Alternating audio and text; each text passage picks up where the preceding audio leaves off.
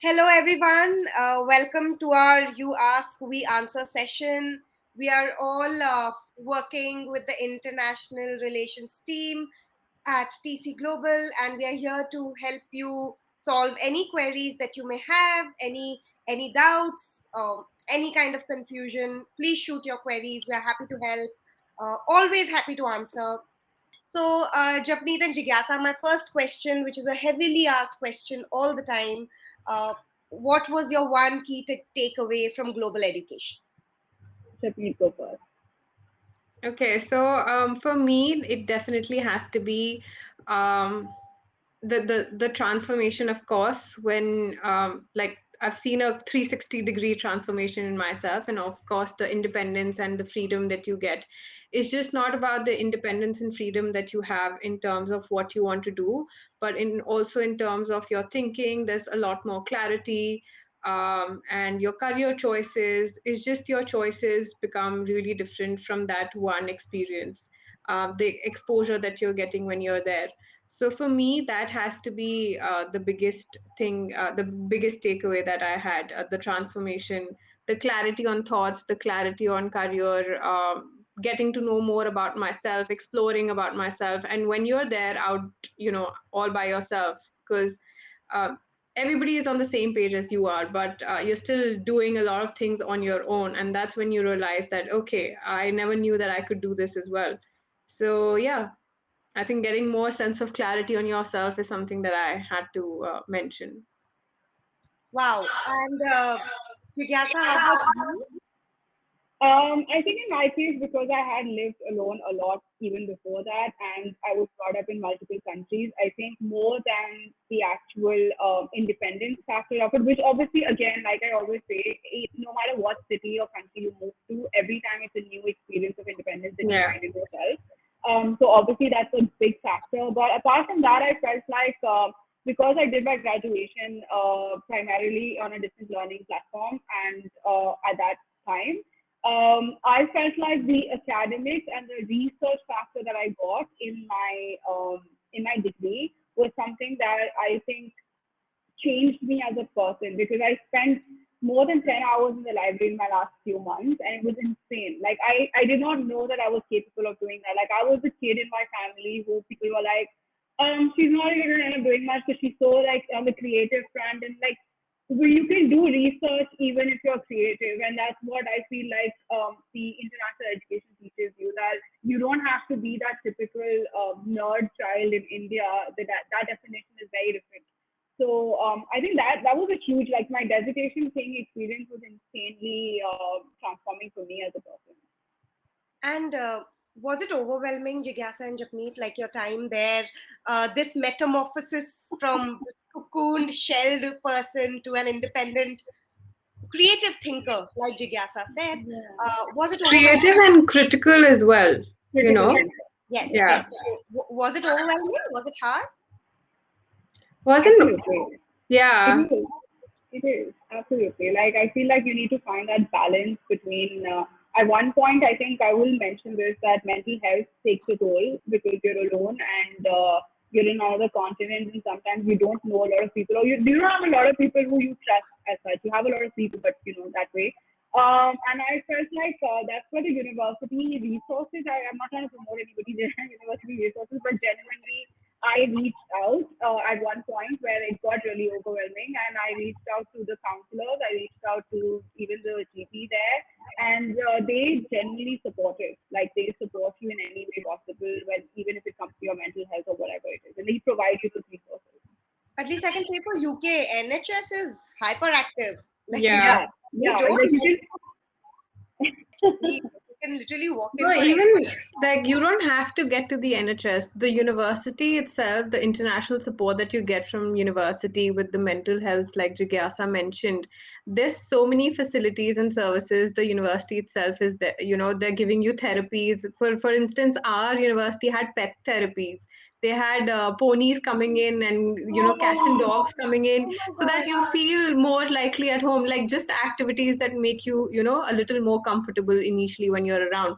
But yes, Tanya, to your question, it is overwhelming initially because for especially if like Jigyasa was she had an experience of being alone, but for me it was the first time, and the only child coming out with just very protective environment coming out. Definitely it's overwhelming, but I think everybody's on the same page. Everybody's like mostly on the same page as you are, and everybody's trying to make friends. So, and university, of course, they know that you're going through this homesickness and all of that is happening, so they leave no stone unturned to make this experience a better one for you. It is overwhelming, but I think you just got to be a part of it and take it in a very positive stride and just go for it. Like, be there, out there, have fun, enjoy. Because that time, especially if you're going for a master's, if it's just 1 year, that time is not going to come back. If you're an Yeah. undergrad student, you still have time, to settle down. You have 3 to 4 years. But if it's for masters, you got to be out there. You got to just Make have the fun. most and squeeze the juice. Absolutely, make the most. Right. And Jigyasa, what would you say, like in this whole journey of settling down, making sure you're on top of things, making the most of your time? How important is that first week of introductions and orientations?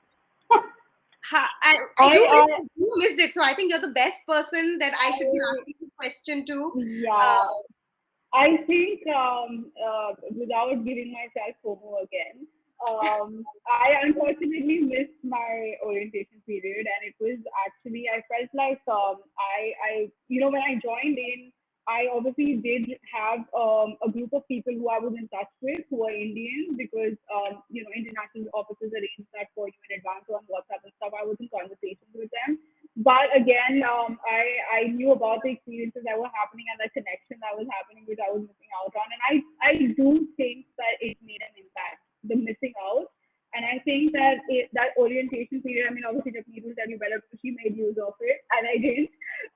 But from the person who missed out on it, I think that, yeah, I feel like I would have had better friends and maybe better connections had I attended that period of it. So definitely regret missing it. But I tried my best to be involved in activities, and I worked with the university as a part-time social media.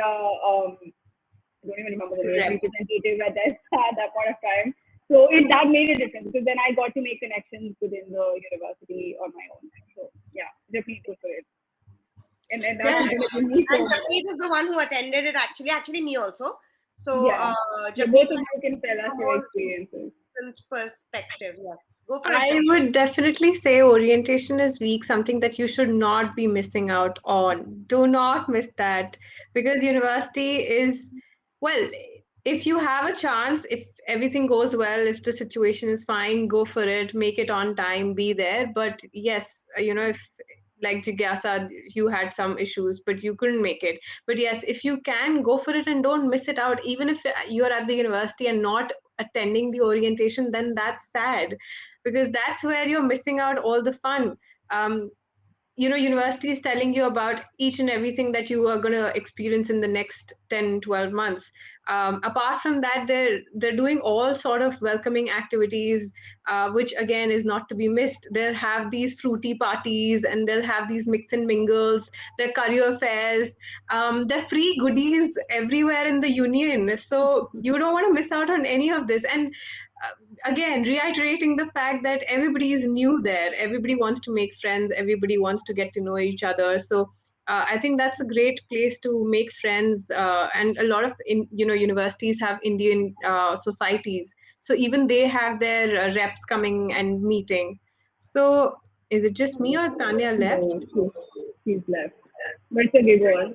Yeah, so I think orientation week is something you should not be missing out on. They tell you on how to open your bank account, everything, even about plagiarism, how to write your assignments, referencing, all of this. They tell you well in advance, so that once you have to actually write your assignment, you are aware of it and you're not taken aback. But yeah, That's if what happened with me. I got overwhelmed because the week I started, everybody was already like, assignments were due like very soon, and I was like, oh, okay, Sorry. it's Yeah, okay. that's all right. I But you guys and didn't notice I was gone. Clearly, But I'm just gonna add one thing that even for students now that are not able to go, it's perfectly fine because universities are at least doing virtual Yeah, presentations. So right. that's a good thing. Absolutely. Yeah. So you're not still missing out on anything. Whatever you could do physically, you can still attend all of that, in a virtual environment as well. They will give you a schedule for that entire week. So make sure you're just joining in on time. So yes. And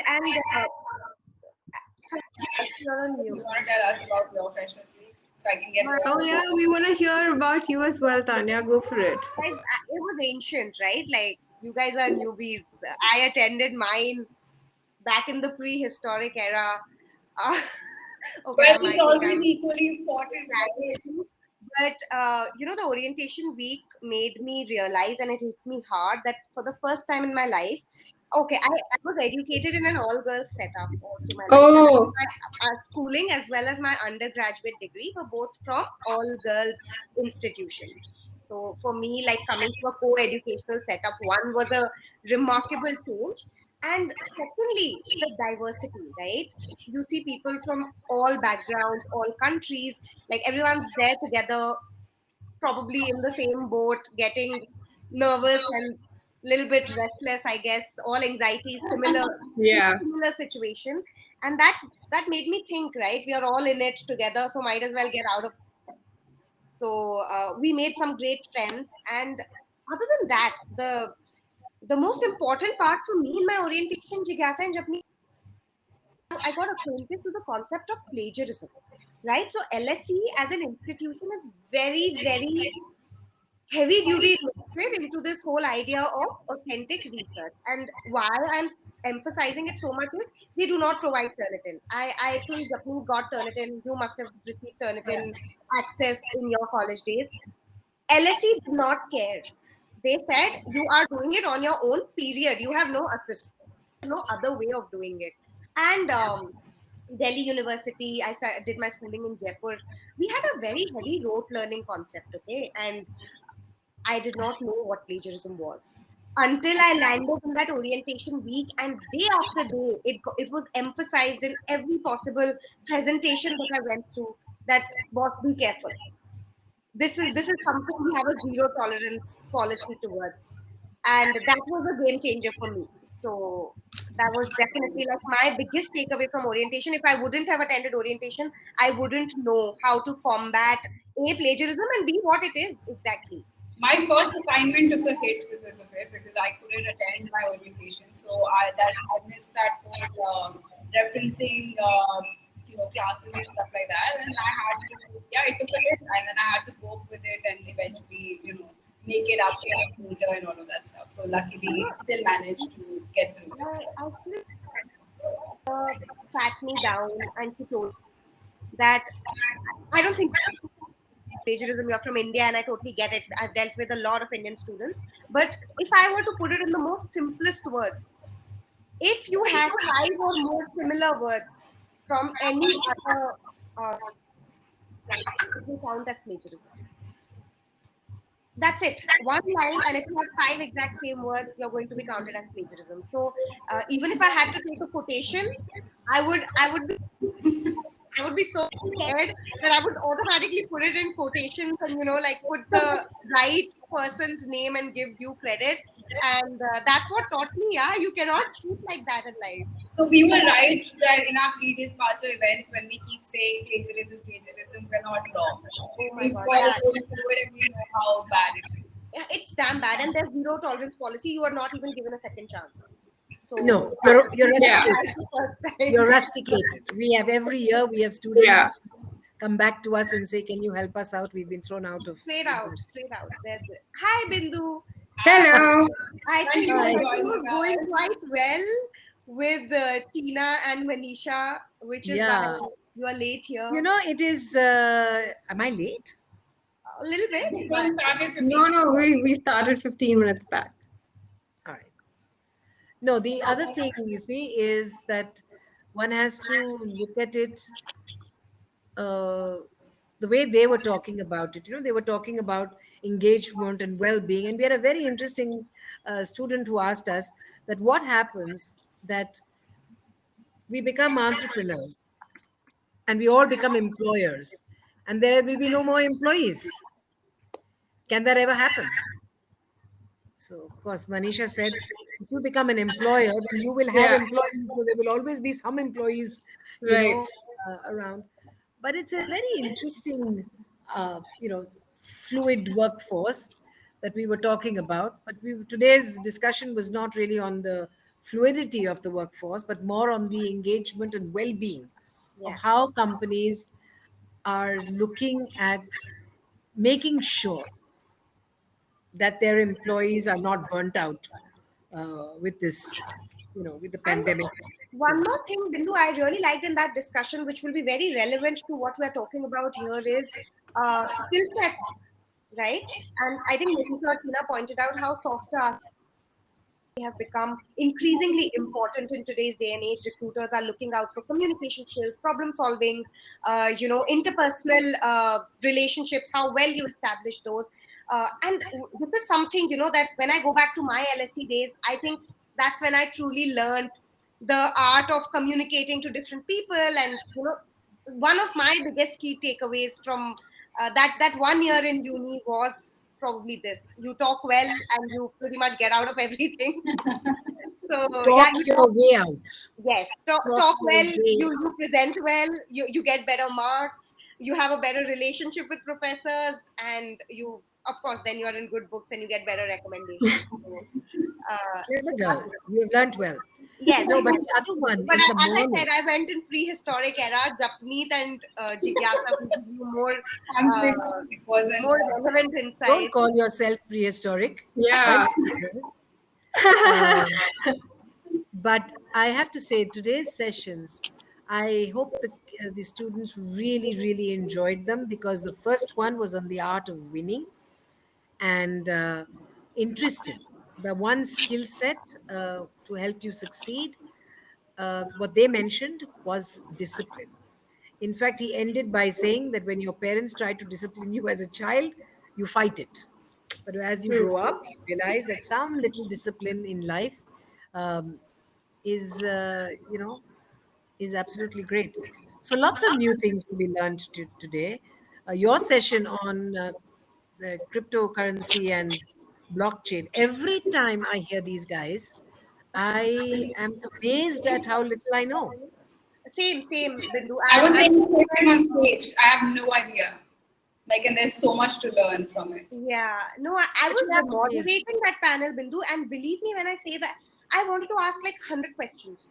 But of course, the paucity of time stopped me from doing that. yeah, But my mind was blown. Every time a new line would come up, and I was like, where are we? Like, true. where are we? Why are we not there yet? So, Because yeah, you have to be a risk taker. You have to be all three of you are at that age. I admire you guys, because I find that you are much greater risk takers than we ever were. Uh, you're not scared. You're a risk averse people.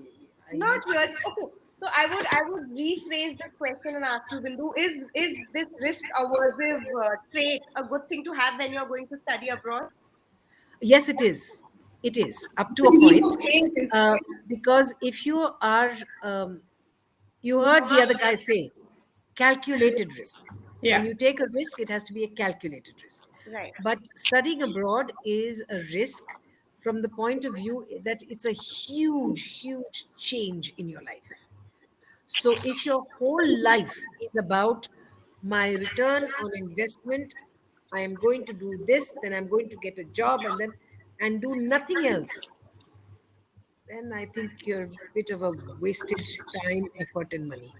But if you go with the idea that this is an opportunity which is not given to everybody, not everybody True. gets it, make the most of it. Don't take it as a liability. You will come back Yeah. happier, and I promise you, you will have a job, True. because if you're open to it, you'll have a job. The problem is when we are desperate. yeah. Right.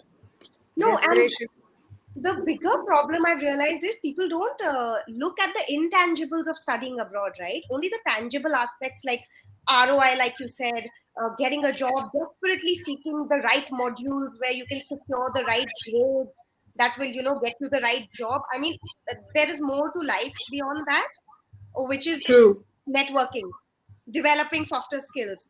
And we only know today how important it is to have a good network and develop the skills that will make you industry relevant.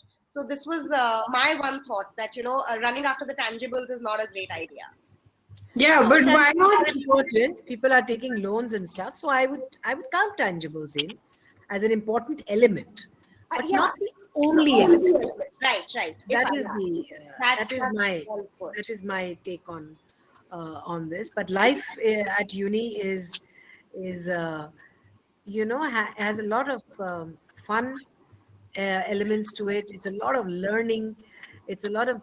We had one question, didn't we, on I'll be homesick, and I had to answer that. I just had to, because everybody is homesick. So if anybody is listening to us, are you going to be homesick? If you're not homesick for the first 3 weeks, you're not normal. True. Yeah. Especially if you're an Indian child.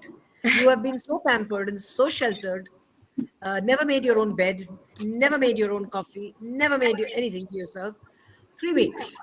If after that you still haven't made any friends and you got into the routine of university life, come back to us, please.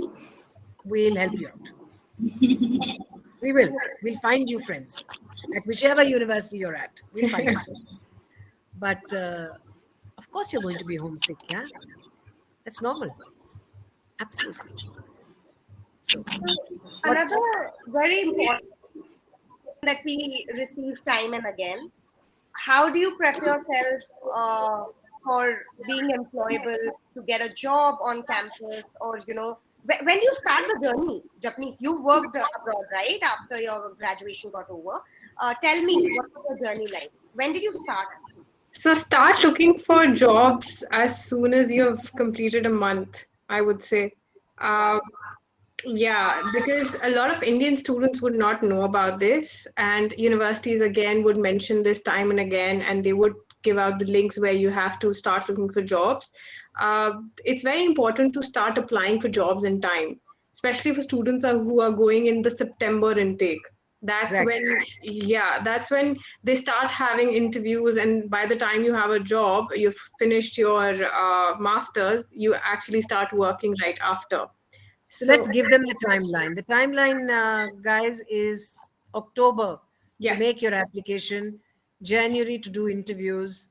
yeah, By May, you should have an internship, especially right. internships, Yep, internship timelines. The ones who go in January have it a little easier because they will have done 6 months and they have more to show for it. So October is the time for most internship applications. Head to the career center. Yeah, there. That's right, your right. Career student centers would, union Zindabad Yeah. world, and its uncle is there. And they're so helpful. Like, I remember them helping me on my resume, to actually, mentioned this in past, helping you with cover letters. Cover letter. yeah, Yeah, yeah. and And interviews. A and And very interviews. common, yeah. yeah, a very common mistake a lot of students while applying for jobs they do is just copy paste the same cover letter for every job that they're applying. But that's what the career centers would advise, that you try and alter it to the job requirement. Tell them why you're looking for this job. What is it that's resonating with your skill set that you can offer? So try and alter it to every, and they will help you. The career centers will help you with the CVs, with the covering letters, everything. They're super And helpful. the Make format sure. is really different for India and Yeah, for other countries. So right, that's right. really helpful. And you don't use a Microsoft wizard to do a CV. Yeah, Yeah, right. exactly. That's not your and answer.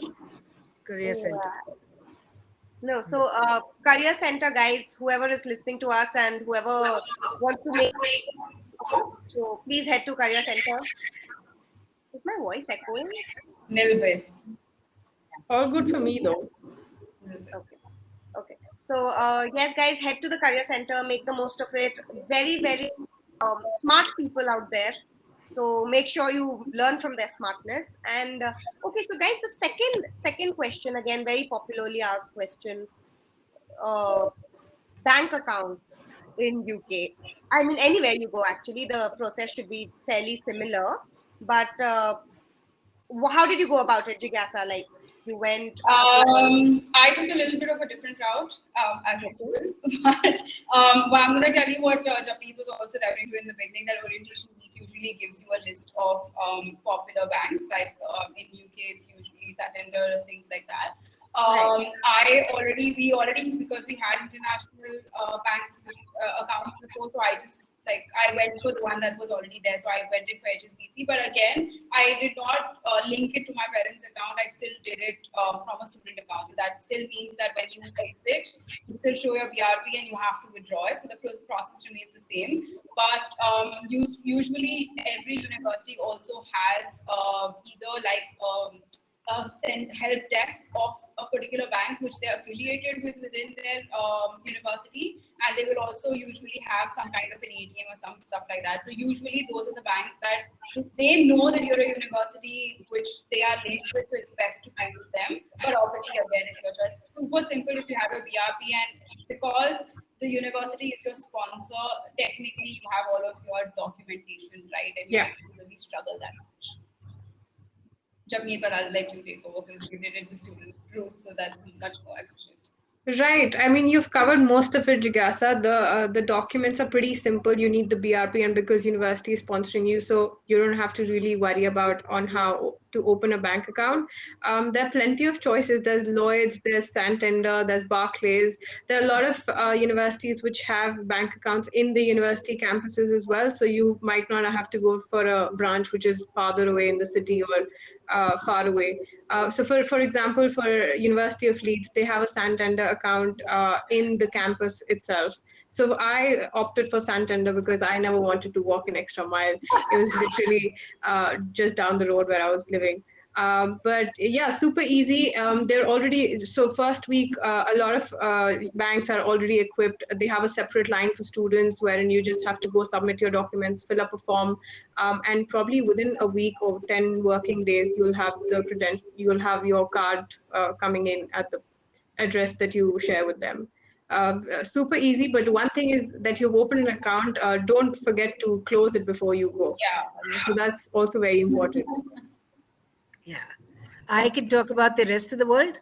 Every the same. Bank accounts do take 10 days to open because verifications have to be done. Just because you say you're a student doesn't mean you're a student. So they will do a verification on that. Uh, Always, as Japneet said, when people ask us which bank should I use the bank that is the closest to you, either on campus or the one closest to your accommodation. Don't look for fancy banks, for God's sake, and don't open bank accounts in India and go there. You're a student, behave like a student. When you Right. go in for your orientation, they will help you out, they will tell you everything there is to know Right. about it. So this is there, of course, our great whiz ones on the panel right now are all UK, but this is true of the US as well. They also have their branches on campus, and in Canada. The no branch is very far away, especially if you take a Canadian bank. If you take Scotia, for example, Yeah. there are thousands of Scotia bank branches. So use one of those, Right. especially if you've done your GIC there, then use that bank. No? If you've done it in ICICI, that means that bank was close to the university. You use ICICI, not a problem. Makes sense. So whichever one you've done your GIC in, you use that. And also, I think we mentioned this in pre-departure, but obviously that means that for 10 days, take 50% cash and take 50% of a forex card or like something like that. Forex card Yeah. Zindabad. It's a debit card. Your parents can top it up over here. You can't get a credit bill of lakhs of rupees because great fun. Even credit card bills have to be paid. So I've True. always said use a debit card, please, please, please. Every year we have students, parents in our office saying that my child has run up this bill. So use a debit Don't card. use Indian cards because then you're paying for Yes, conversion please don't charges. use Indian Yeah. cards. Don't use that. All of you, when you reach pre-departure stage, will be back in December with for the We'll January be intake, back in December. and we will handhold you no matter which country you're going to. So not a problem. Not a problem. Okay, Any other and questions? yes, no. So these are the cards.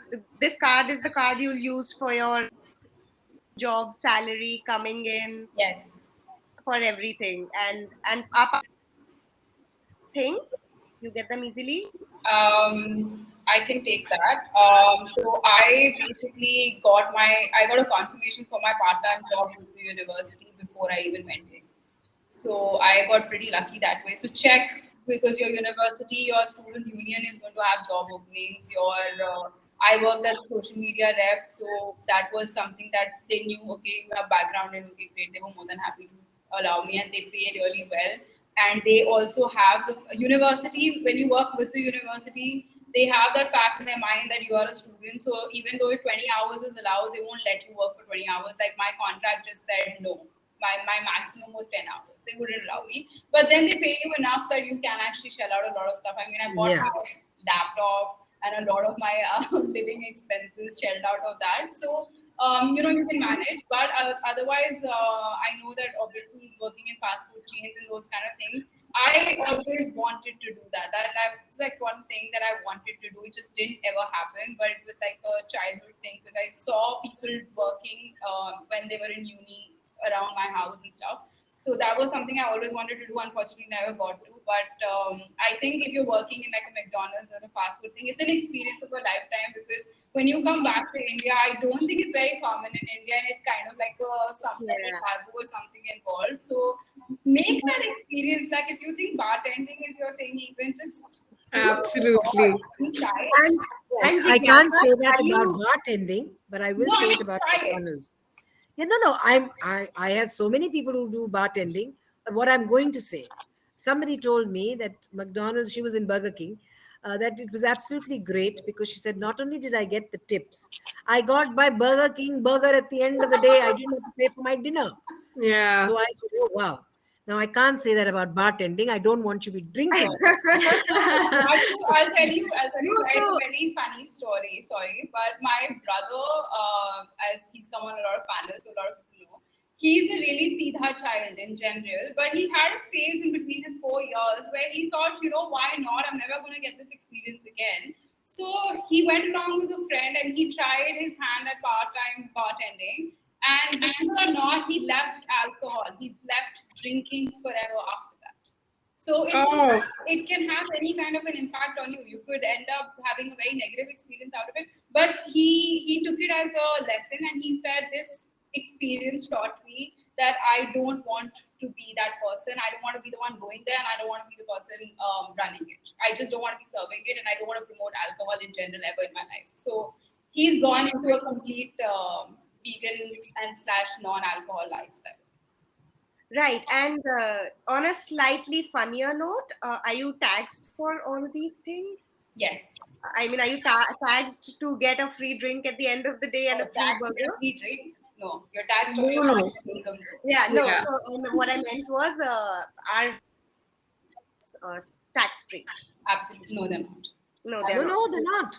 They're They're not. not. They're They're Right? not. not. They're Paying not. proper taxes. Yeah. Oh, yes, you need to have a national insurance card Yeah. Okay. uh, in the UK. Oh, But okay. in the rest of the world, everywhere they have their own this thing. Especially, that's how they keep track of your 20 hours a week. Right. Because of that. Your Yeah. proper pay slip comes in and you Yeah. pay your Yeah. tax and all of that stuff. You pay your tax. If Now, you're if you getting don't us pay your tax, right, I mean, will somebody catch you? Maybe not. But when your visa comes up for renewal, right. God help you. Yeah. If you're actually working with the institute and not actually like a freelancing fast food kind of a system, then like any other organization, they do the taxes for you. Like they actually bill it into your thing, and they only give you that much amount. So at least in my case, I got my pay slips, and I used to get the taxed amount in that. So Yeah, you have to have, and you have to have so insurance. that's kind of nice because now I still don't know how to do my taxes. Okay, so this takes me to our last segment, peeps. Uh, sorry, I lost track of my question. Yeah. So, what is the recognition from the recognition point of view? How well are these degrees accepted in India? How are they looked at, overseas degrees, and your thoughts around Well, this? I think now everybody is pretty familiar with universities, especially with UK. Even a lot of recruiters are now aware about the Russell Group, even for so, and they know the universities that are there in the Russell Group. So it's Right. just not about the Russell Group, but any university for that matter in the UK. Every recruiter is aware, and they give a lot of importance if you've come out fresh or if you've had some experience, global experience. So that is something that is really picking up in India, especially. And a lot of courses like niche, like courses like psychology, especially if you've done something from overseas, they do give a lot of importance to that. So yeah. Nice. Right. So, from my understanding, I felt that always, a few set of universities had more brand recall value in India as opposed to Right. in others. But I That think it's that's changing like now. comparing Delhi University with Amity. But it's also about you, about the person, about the student who's come from, let's say, if it's Warwick or if it's Strathclyde for that matter. So Yeah. it's definitely, it's about the brand recall, it's about the brand recollection that you have, but mostly it's about the student who's coming Yeah. up that curve. Completely. And with the discourse changing, the notions are changing on what is employers these days, especially like we discussed, the softer skills, Yeah. personality is becoming so important that I feel Harvard is going to be a Harvard, and Oxford is going to be an Oxford. NSC is Some also going will to be get taken NSC. away. Yes, that will be very wrong, their credit away from them. But having said Right. that, Warwick or a Strathclyde, or for that, yeah, I think their value is only this, like probably this much, and then what you've achieved in terms of skills, your Right. technical skills and your soft skills both come into play with the jobs as a recruiter, as an employer. What's your take on this, On what?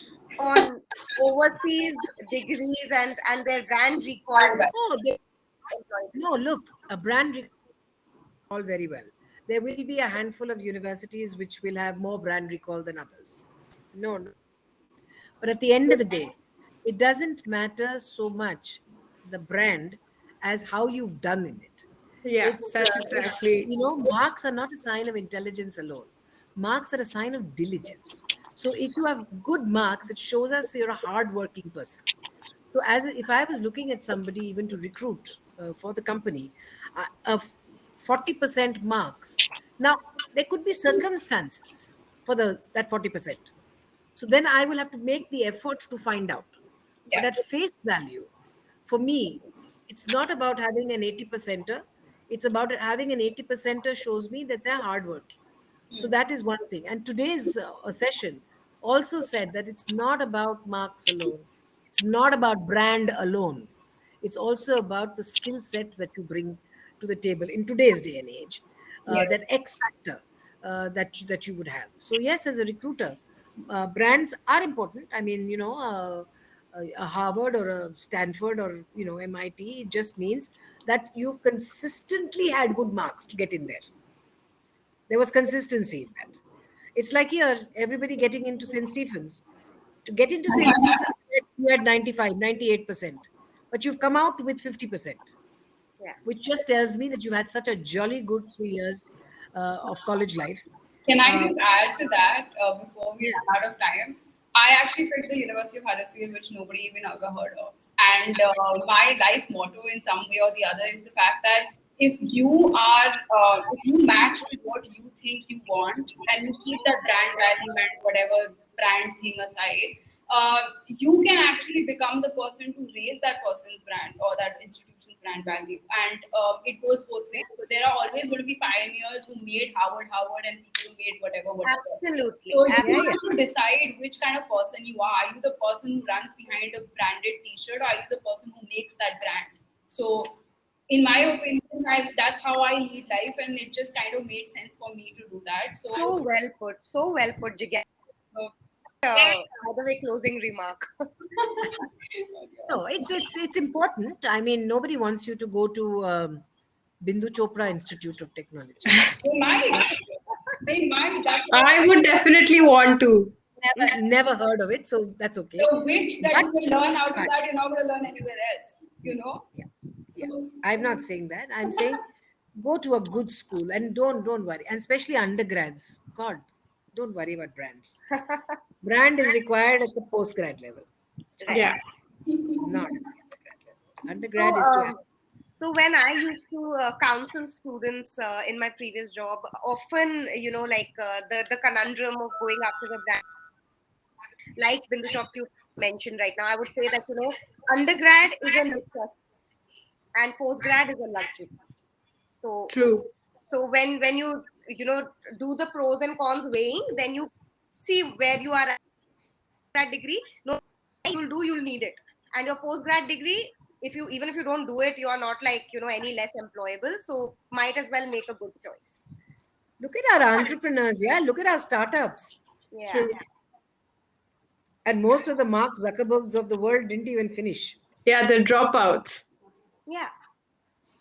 Yeah. Well, They're going on to get thrown out. remark, kindly. No dropping out, please. Whoever is listening to us, No dropping out. no dropping out. End and make the most of your time there. And on that note, I guess we've run out of our time, guys. Thank you. Yes, Thank we'll you. all be thrown out in the next couple of seconds. We Yes, probably we will be. So before that, Thank you. thank you guys for being here and making the chat worthy. Okay, Bye. See you. bye.